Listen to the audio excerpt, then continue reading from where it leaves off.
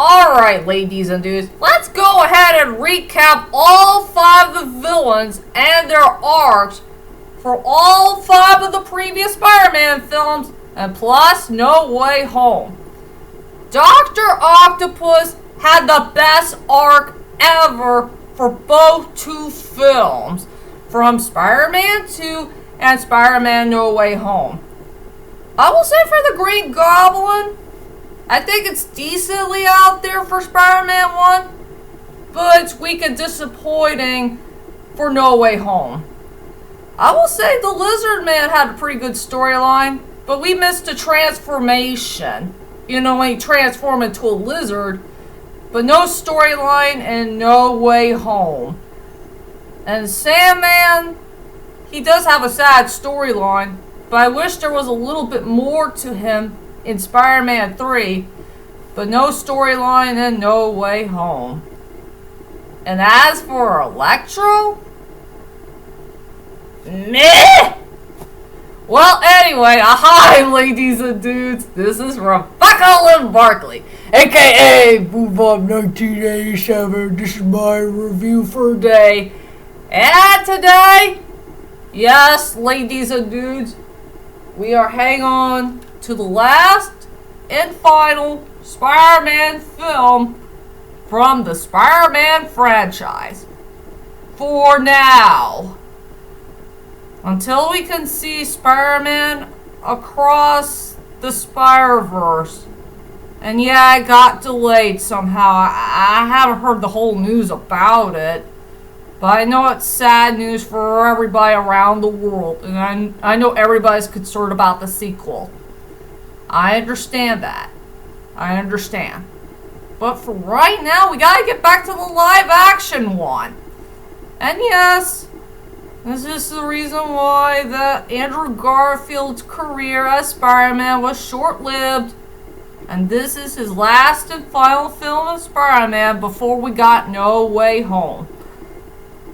That's for sure. So, for the last one for now is The Amazing Spider-Man 2. And I'll tell you about my thoughts of the film in a moment.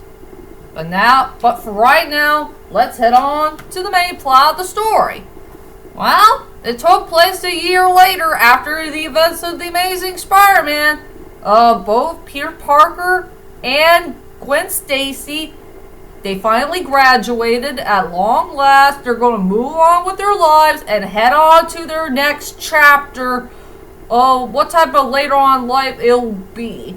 And yes, Peter Parker still wants to know about what happened to his parents, you know, why they disappeared in the first place. And, his father left him with some type of treasure hunt that he needs to find that was pretty darn cool. And as for Gwen Stacy, I think she wants to go to London, England and head on to college. Somewhere around London, England. Something like that. And yes, we got 3 new villains on the loose. We got Electro, we got a brand new Goblin, and the Rhino. Once again, a copycat thing that came from Spider-Man 3. That's all I could say about the main plot of the story. And I guess everybody wants to know is, what the heck do I think about this movie? To tell you the truth, ladies and dudes, I like it. I like this movie. I will say it's somewhat good, somewhat okay, but maybe like an up in the middle type of part thing. Like 1.5 inches or something like that. I will say I like the storyline for the most part. The characters were mixed. I had mixed feelings with them. The cinematography is much better. The action scenes is pretty good, and I do like the score. And yeah, it did end up in a sad note, so around close at the end of the movie. Something I do not want to spoil. That's for sure. So let's head on to my strongest point and the weakest point of The Amazing Spider-Man 2. I will say for my strongest points for this movie is the cinematography. I love the cinematography of this movie. I will say it is much better than The Amazing Spider-Man. I will say for the cinematography from Amazing Spider-Man was okay, but I think it needs to be a little bit more brighter. And I'm glad they fixed that major problem. I love the cinematography. It was very well shot, very well detailed. It's nice and colorful, and very well spot on. That's all I could say about the cinematography. So that is truly the main strongest point in the movie. I only have 2 weak points. Just 2.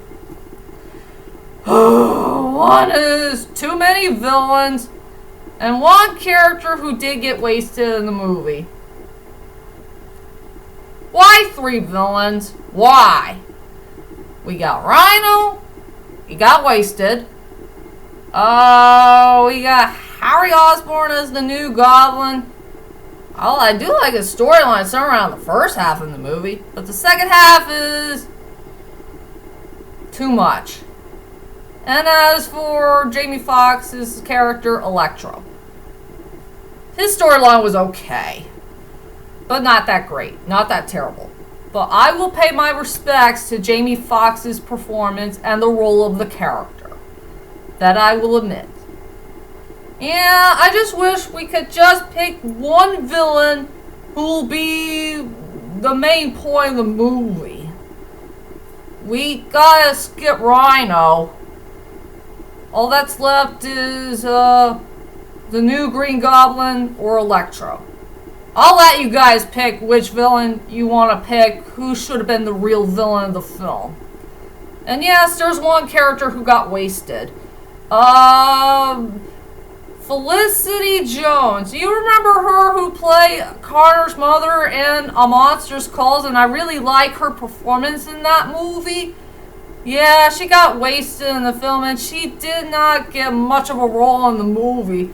We only seen her like 2 or 3 scenes in the film, if memory serves me right. And she is known as the Black Cat?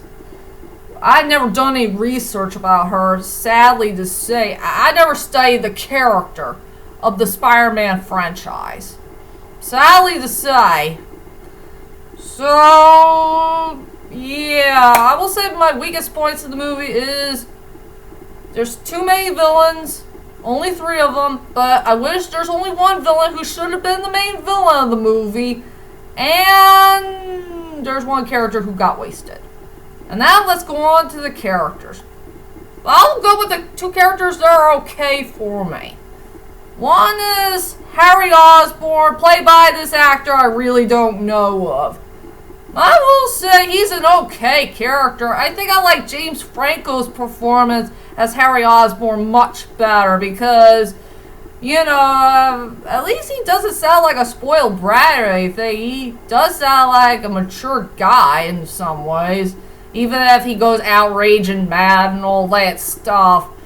But this guy, I do like him in the first half of the movie. At least he was, you know, being friendly, being nice, and it's so nice that he and Peter had that really good friendship that they had for a pretty long time. They were good buddies since. I do like that friendship bond. But then it got sour on the second half, and then I do remember he decided to drink alcohol at the age of 20. I think that wasn't right. When you drink alcohol, you gotta wait one more year until you can finally drink alcohol. But I think he drank alcohol way too early. That was kind of wrong with the character. And yes, he's getting sick. He's having the same disease as his dad. It's weird that his father died in the early on time of the movie. Without getting to know this character, only we know a little bit about him. And all he cares about is trying to get a cure and trying to get him well and all that stuff. And I don't like the part where he was acting like a spoiled brat in the second half of the movie. I mean, he was acting so childish and immature. I really don't like that at all. So, Harry Osborn, the new Green Goblin, I will say he was okay for me. And as for Electro, played by Jamie Foxx, like I said about him, I will pay my respects to the performance and the role of the character, since I'm sure he did a fine job playing with this very important character that he was dying to play. But I understand for all of you that nobody likes that character design of Electro, you know, that he is blue. I will say for that design it was okay. It was meh. But I will say for his storyline was meh. But I understand he's been a nobody all of his life and he wants to be a somebody, but the reason why his storyline was okay is, well, he just wants to be somebody like he's not, but the most important thing he needs to learn is just to be yourself and just don't be somebody like you're not. This is one of the reasons why I don't like Electro in No Way Home. In No Way Home, he was being too cocky and arrogant. And all he ever cared about in his life is electricity.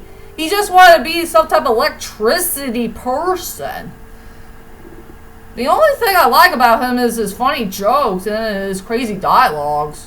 That was pretty much it. But yeah, I will say Electro was an okay character for me. He's not really the best, not really the worst, but just dab in the middle for me. If you know what I mean. And now let's head on to my final thoughts of The Amazing Spider-Man 2. Overall, Amazing Spider-Man 2 is a pretty good sequel, but not too bad. But sort of like a up dab in the middle thingamajig, whatever it is. It's a good sequel, not too bad. I will say it had a good storyline for the most part. I had mixed feelings with the characters. The cinematography is much better. I like the action scenes and the bit of drama, the score, and I'm so sorry for Andrew Garfield that he did not continue on making more of the Amazing Spider-Man saga. And I'm not so sure if there'll ever be The Amazing Spider-Man 3 in the main future, or they're gonna shut it down forever. So we don't know for sure. It's a question mark for right now. If you know what I mean. I remember a part of me said maybe I could give it an 8.5 out of 10. Part of me says maybe I should give it an 8 out of 10. I thought of it yesterday. But I will say I will give this movie a 7.5 out of 10. What else I could say? And finally, we wrap up the Spider-Man saga. So that's my whole entire movie review of The Amazing Spider-Man 2. I hope you enjoyed this movie review. And tell me, ladies and dudes, I gotta ask you this very important question of the day. Which one of the Spider-Man villains from all the Spider-Man films, and I mean every single one of them, whichever you prefer, which one of these Spider-Man villains had the best arc, the worst arc, the decent arc, and which Spider-Man villain should deserve a little bit more of an arc? Well, whichever they are, just leave a comment there and let me know. For me, the best Spider-Man villain who had the best arc ever will always be Dr. Octopus. The decent one will have to be a tie between the Green Goblin and Electro. The worst one is Venom. And which one of the villains that needs to have a little bit more of an arc will have to be Sandman. So those are my Spider-Man villains who had the best, the decent, the worst, and which one who should have a little bit more of an arc. And it's your turn to get to know your favorite villains, or your least favorite villains, or someone okay, who had the best, worst, decent, and they need to have a little bit more of an arc there. So don't forget that, ladies and dudes. Don't forget that. And join me next time on Monday. I'm going back to the movie theaters tomorrow to see Doof the Way to the Multiverse of Madness. So be prepared for my next movie review to come, and I'll see you guys later, and sayonara!